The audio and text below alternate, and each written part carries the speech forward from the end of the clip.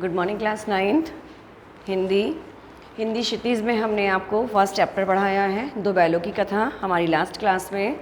आज इस क्लास में हम पढ़ेंगे किताब कृतिका का फर्स्ट चैप्टर इस जल प्रलय में।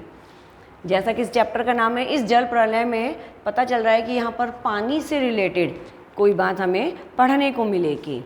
जल और प्रलय, पानी की जो प्रलय है उसे हम किस किस रूप में देखते हैं और वो किस प्रकार से होती है, इसके बारे में हम इस पाठ में पढ़ेंगे। इस पाठ के जो हमारे लेखक हैं वो हैं फणीश्वर नाथ रेणु। ओके क्लास, कृतिका में हमारे बहुत कम चैप्टर्स हैं। एक चैप्टर हमने क्षितिज का गद्य बुक का पढ़ा है, दो बैलों की कथा, और अब हम पढ़ रहे हैं कृतिका का चैप्टर जो हमारा है इस जल प्रलय में। ओके क्लास, हम शुरू करते हैं अपना ये चैप्टर।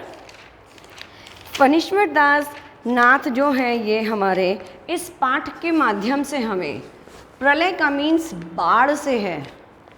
जो जल की प्रलय है वो बाढ़ का रूप होती है। उस बाढ़ के बारे में हमें यहाँ पर वो बता रहे हैं कि जब बाढ़ आने वाली होती है तो बहुत से लोग उसे देखकर बहुत एंजॉय करते हैं, बड़े खुश होते हैं, पानी बह रहा है, नदी बह रही है।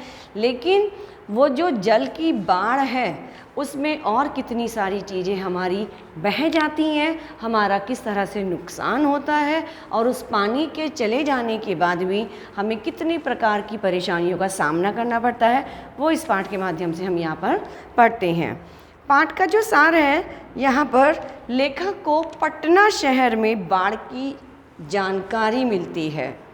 किस तरह से? लेखक एक ऐसे क्षेत्र से है जहाँ प्रत्येक वर्ष कोसी, पनार, महानंदा एवं गंगा की बाढ़ से पीड़ित लोग आकर कुछ दिनों के लिए शरण लेते हैं। मीन्स उनके घर ऐसी जगह पर है जहाँ पर हर साल बाढ़ आती ही आती है, पानी का बहाव तेज होता ही है। परंतु स्वयं लेखक को बाढ़ की विभीषिका से मतलब है जो उसका विराट रूप है, भयंकर रूप है, उसका अंदाजा नहीं था। मतलब उन्होंने उस तरह की बाढ़ कभी नहीं देखी थी। उसने कभी भी बाढ़ को अपनी आँखों से नहीं देखा था। एक हम लोग सुनते हैं कि बाढ़ आ गई है, बाढ़ आ गई है, लेकिन शहरों में बाढ़ वाला सीन हमें देखने के लिए बहुत कम मिलता है। लेकिन जहाँ गंगा नदी का किनारा होता है या किसी और नदी का किनारा होता है तो वहाँ पर हमें ये आसानी से देखा जा सकता है। वो कह रहे हैं कि उसे पानी में तैरना भले ही नहीं आता था। लेखक को पानी में तैरना नहीं आता था कि अगर बाढ़ आ जाए तो वो क्या करेंगे और किस तरह से अपना बचाव करेंगे, इसके बारे में बता रहे हैं कि लेखक को पानी में तैरना नहीं आता था, लेकिन वह स्कूल के समय से ही लेख और कहानी आदि अवश्य लिखता रहता है। जब वो पढ़ते थे, अपने उस पढ़ने के समय से ही उनके अंदर लिखने के भाव उत्पन्न थे और वो कुछ ना कुछ कहानी, कोई भी लेख इत्यादि इस तरह से लिखते रहते थे। एक बार उन्होंने वर्ष 1967 में बाढ़ की विनाश लीला को देखा और व्यक्तिगत रूप से प्रभावित भी हुए। व्यक्तिगत रूप से मतलब वो स्वयं उस बाढ़ से प्रभावित भी हुए। 18 घंटों की लगातार की वर्षा से पुन्न नदी से आने वाला पानी पटना शहर में घुसने लगा। वो बता रही हैं, ये उस समय की घटना बता रही हैं 1967 की, जब बाढ़ आई थी और उस बाढ़ को उन्होंने अपनी आंखों से देखा था। तो उस समय किस तरह से वो बाढ़ आई और किस तरह से पानी की जो विनाश लीला थी वो किस तरीके से उनकी आंखों के सामने घटी। और लगातार 18 घंटे बारिश होती रही। यहाँ पर लेखक समेत अन्य घरों के लोग जो दैनिक आवश्यकता की चीज़ों को इकट्ठा करके आवश्यक सावधानी जो है बरतने लगते हैं। मीन्स जैसे हम देख रहे हैं कि सामने से पानी आ रहा है, पानी घरों में घुसना शुरू हो गया है, तो पानी को आता हुआ देखकर उन्होंने किस किस तरीके से सावधानियां बरतनी शुरू की। जो हमारा सामान ज़मीन पर रखा रहता है, ज़मीन को छूकर सामान जो हमारा रखा रहता है, उस सामान को ऊपर उठाने की पूरी कोशिश की गई, और अगर ऊपर घर बना हुआ है तो नीचे से सामान ऊपर शिफ्ट करने की कोशिश की गई। नेक्स्ट है हमारा बाढ़ के दृश्य को देखने के लिए लेखक का निकलना। मीन्स जो बाढ़ आई हुई है उसे देखने के लिए लेखक स्वयं घर से निकल जाता है कि वो बाढ़ कैसी है और कहाँ किस किस तरीके की परेशानियाँ हो रही हैं और ये जो दृश्य है वो कैसा है। लेखक लगभग 5 बजे रिक्शा से कॉफ़ी हाउस की ओर जाने के लिए निकलता है। रिक्शे वाले ने लेखक को बता दिया था कि अब तक कॉफ़ी हाउस डूब चुका होगा। वो कॉफ़ी पीने के लिए अपने घर से बाहर निकलते हैं कि जाकर देखा जाए कॉफ़ी हाउस में कितना पानी भरा है या वहाँ पर कैसा नज़ारा है। और उससे रिक्शा वाला बता देता है कि अब तक जो कॉफ़ी हाउस है वो भी डूब चुका होगा, लेकिन फिर भी उसके अंदर जो देखने की जिज्ञासा थी वो रिक्शा वाले के साथ वहाँ पर जाता है। परंतु बाढ़ का पानी देखने की इच्छा के लिए वो जो है वहाँ पर आगे बढ़ जाते हैं और रास्ते में पता चलता है कि कॉफ़ी हाउस बंद कर दिया गया है। जो लोग बाग वहाँ से जा रहे थे आ रहे थे वो उनसे पूछते हैं कि क्या कॉफ़ी हाउस खुला हुआ है। तो इस तरीके की जो वार्ता होती है उससे उन्हें पता चलता है कि कॉफ़ी हाउस बंद हो चुका है। इस तरह लोग बातें करते हुए बड़े उत्साहित वहाँ पर दिखाई देते हैं।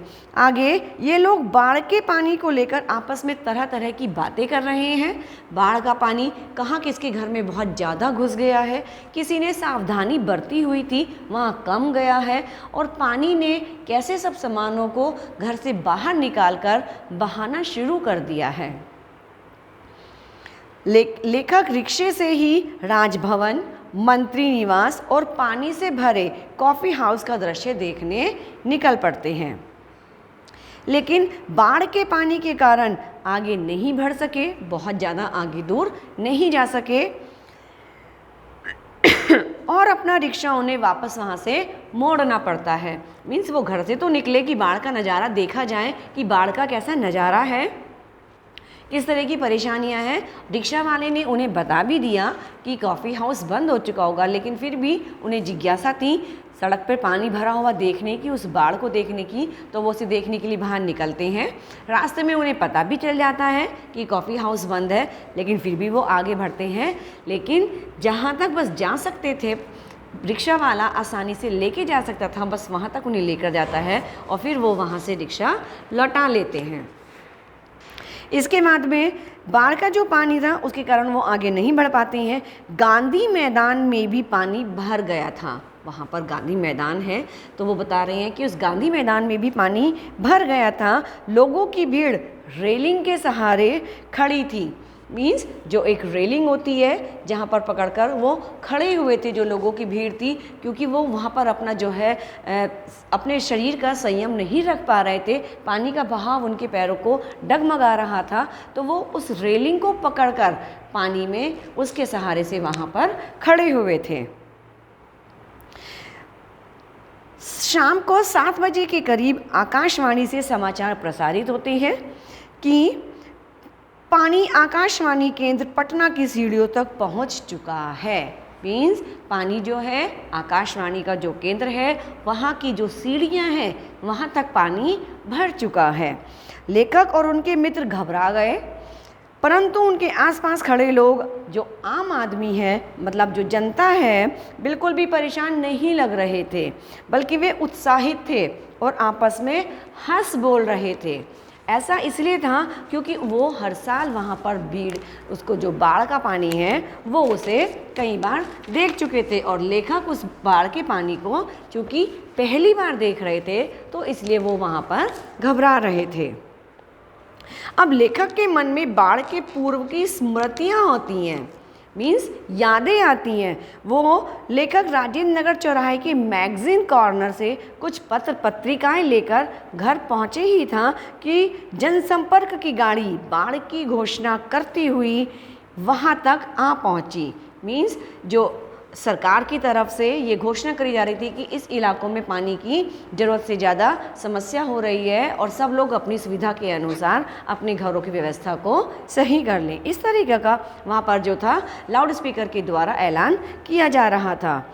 रात के 12 बजे तक पानी लोहानीपुर कंकड़बाग से होता हुआ राजेंद्र नगर में पहुंच सकता है। सरकार वहां पर उन लोगों को आगाह कर रही थी कि पानी इस इलाकों में पहुंच चुका है और अब राजेंद्र नगर में भी पहुंचने वाला है।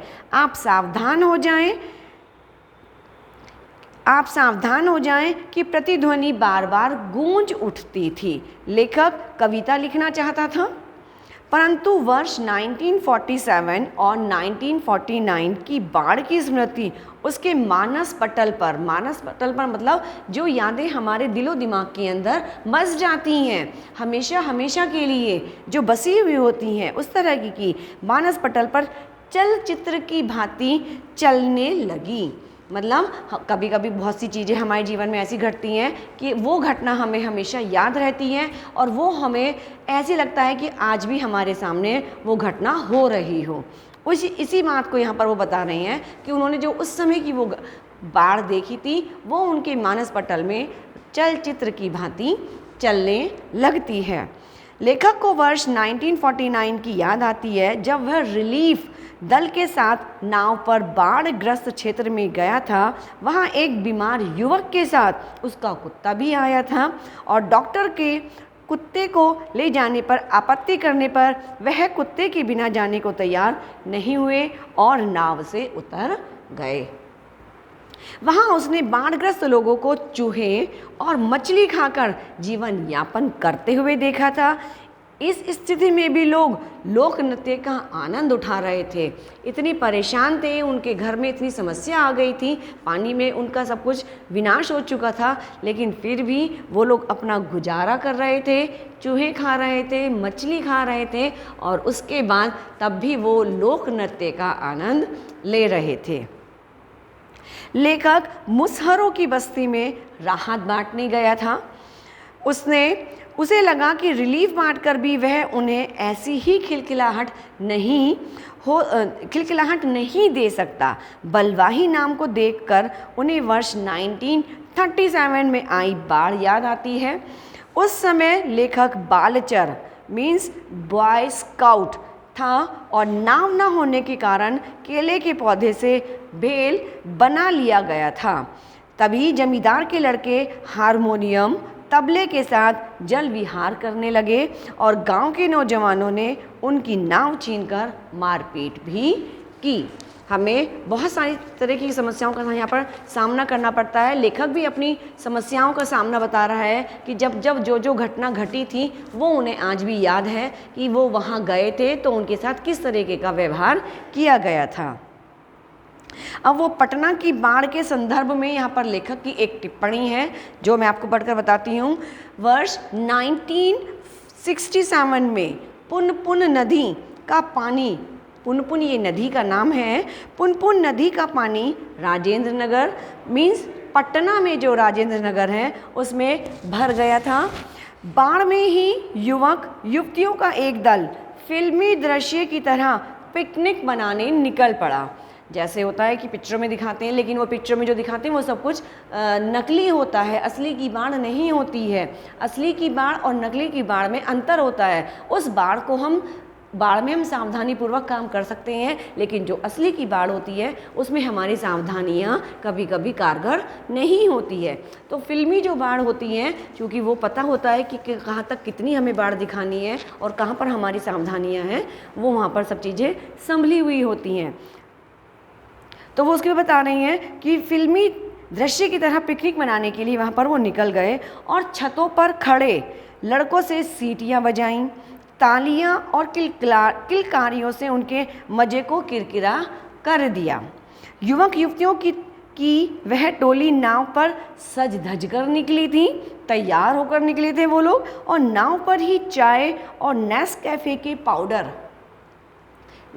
पाउडर हम सभी जानते हैं कॉफ़ी है, नेस्कैफ़े के पाउडर को मथकर एक्सप्रो बन रहा था। दूसरी तरफ एक लड़की रंगीन पत्रिका पढ़ रही थी। ऐसे फिल्मी अंदाज में गाना बज रहा था। एक युवक घुटने पर कोहनी टेक कर डायलॉग बोल रहा था। इनकी नाव में गोलंबर तथा पहुँचते पहुँचते इनका सारा फुअड़पन छुमंतर हो गया। आगे रात के 2:30 बजे थे। सभी लोग जगे हुए थे और लेखक ने अपने कुछ मित्रों व स्वजनों, जो उसके अपने प्रियजन थे, स्वजनों को फ़ोन मिलाया, पर किसी का नंबर लगा ही नहीं। अचानक सवेरे 5 बजे शोर सुनाई पड़ा। लेखक की भी नींद खुल गई, वो नींद से जग गए और सुबह होते होते उसने देखा कि चारों तरफ पानी ही पानी भरा हुआ है और चारों तरफ जल का ही तांडव दिखाई दे रहा है। जहाँ तक भी निगाह उनकी जा रही है वहाँ उन्हें सिर्फ और सिर्फ पानी ही दिखाई दे रहा है। पानी की तेज लहरों में सारी हरियाली, दीवारें, बिजली के खंभे, पेड़ का तना, सब कुछ डूबता चला जा रहा है। सब कुछ नष्ट और भ्रष्ट करते हुए पानी तेजी से आगे बढ़ रहा था। लेखक एक बार फिर से डर जाता है।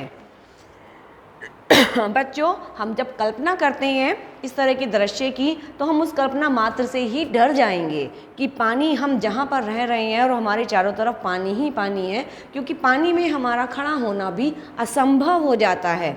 हम उस परिस्थिति में अपने आप को निसहाय महसूस करने लगते हैं कि अब हम यहाँ पर कुछ नहीं कर सकते हैं। ऐसी ही स्थिति इस समय उस लेखक की थी, क्योंकि चारों तरफ पानी होने की वजह से उन्हें कुछ समझ में नहीं आ रहा था कि इस स्थिति का सामना किस प्रकार किया जाए। पानी को हम बहुत जल्दी निकाल भी नहीं सकते हैं, ना हटा सकते हैं। आग अगर लगी हो तो उसे भी बुझाया जा सकता है, कंट्रोल किया जा सकता है, उस पर काबू पाया जा सकता है, लेकिन जो पानी का बहाव है उस पे कंट्रोल करना, उस पे काबू पाना बहुत ही ज़्यादा मुश्किल और असंभव ही होता है। जो बाढ़ की स्थिति होती है वो हकीकत में बहुत ही भयानक स्थिति होती है। लेकिन एक बार फिर से वहाँ पर वो डर जाता है और उसके मन में आता है कि काश, उस डरे हुए मन में भी उसके मन में क्या आता है, ये यहाँ पर बहुत ही रोमांचक बात है, इसे ध्यान से सुनेंगे कि काश इस समय मूवी कैमरा या टेप रिकॉर्डर या कलम होती। परंतु फिर सोचा कि अच्छा ही है, कुछ नहीं है। अगर ये सब कुछ होता तो उसके बाद लेखक पहली बार पानी का चढ़ना अपनी आँखों से देखने लगा। क्लास, इस चैप्टर का मतलब ये बात कहना चाह रहे हैं कि जब वो पानी भर रहा था घर के अंदर, जब वो बाढ़ थी और जब वो लेखक देख रहे थे तो उनके मन में एक ख्याल आया कि काश इस समय मेरे पास एक कैमरा होता या कलम होती जिससे मैं इसका वर्णन, आंखों देखा हाल जिसे कहते हैं, उसका फ़ोटो खींच लेता, या मैं उसे अपने उस समय उन हालातों को कागज़ पर अपने शब्दों के द्वारा लिख देता। ये मन के अंदर उनके भाव आ रहे थे। फिर उन्हें दोबारा से लगता है कि अच्छा ही है कि ये सब कुछ नहीं है। अब इस समय जो मैं सब कुछ देख पा रहा हूँ, मैं उस समय वो सब कुछ नहीं देख सकता। और जो पानी का चढ़ना है, मीन्स पानी लगातार घर के अंदर भर रहा है और चढ़ रहा है, उसे चढ़ना और फिर उसके बाद धीरे धीरे पानी और आगे बढ़ जाता है और वहाँ से धीरे धीरे उतर जाता है, उस पानी का चढ़ना और उतरना नहीं देख पाता। इस पाठ के माध्यम से हमें बाढ़ की एक ऐसी तस्वीर हमारी आंखों के सामने दिखने लगती है अपने आप कि जैसे सचमुच हम भी बाढ़ का सीन देख रहे हों। बारिश का जब मौसम होता है हम सभी बहुत एंजॉय करते हैं, सब खूब मज़े करते हैं, लेकिन जब वो पानी बरसते बरसते बहुत ज़्यादा बारिश होने लगती है और पानी भरने लगता है तो हमें बहुत सारी समस्याओं का सामना करना पड़ता है। जब वो पानी वहाँ से निकल जाता है तो अनेकों प्रकार की बीमारियाँ भी हो जाती हैं, क्योंकि सारी व्यवस्था हमारी चरमरा जाती है, अस्त व्यस्त हो जाती है। और उस अस्त व्यस्त व्यवस्था के होने से वो जो व्यवस्था हमारी बिगड़ती है, बहुत सारी जगह पे जानवर मर जाते हैं। उन जानवरों के मरने से और बहुत सारी परेशानियां होती हैं और अनेकों प्रकार की बीमारियों का भी हमें सामना वहाँ पर करना पड़ता है। ओके क्लास, इस पार्ट को मैंने आपको समझाया है, इसे आप बहुत ध्यान से पढ़ेंगे, समझेंगे और इस जो ये पार्ट है आपका, इसके आपको मैं क्वेश्चन आंसर्स वीडियो बना PDF बनाकर आपको व्हाट्सएप पर सेंड कर दूँगी। आपको ये सारे क्वेश्चन आंसर्स कंप्लीट करने हैं और कंप्लीट करने के बाद जैसे आपको इंस्ट्रक्शंस दिए जाएंगे आपको अपने व्हाट्सएप पर मेरे नंबर पर उन्हें सेंड करना है। ओके क्लास, वर्क आपका साफ़ सुथरी राइटिंग में होना चाहिए। आपको कितनी नोटबुक्स बनानी है ये मैंने आपको हमारी जो पहली क्लास हुई थी मैंने आपको उसमें बता दिया था कि हमें कृतिका की भी एक अलग नोटबुक बनानी है जिसमें हमारे चैप्टर्स बहुत कम हैं, लेकिन इसकी अलग ही नोटबुक हम बनाएंगे और उसी में हम वे क्वेश्चन आंसर्स और जितना भी हमारा रिवीजन रहेगा उस चैप्टर का वो उसी नोटबुक में हमारा काम रहेगा। हमें अलग अलग नोटबुक्स रिवीजन की नहीं बनानी पड़ेंगी, लेकिन हिंदी में हमारी 4 नोटबुक्स ही बननी है। एक कॉपी हमारी क्षितिज गद्य की बननी है, एक कॉपी हमारी क्षितिज पद्य की बननी है, एक कृतिका की बनेगी और एक हमारी हिंदी व्याकरण की बनेगी। ओके क्लास, इस क्लास में हम इतना ही डिस्कस करेंगे। नेक्स्ट चैप्टर हम अपनी नेक्स्ट क्लास में डिस्कस करेंगे। आज के लिए इतना ही। Okay class, thank you.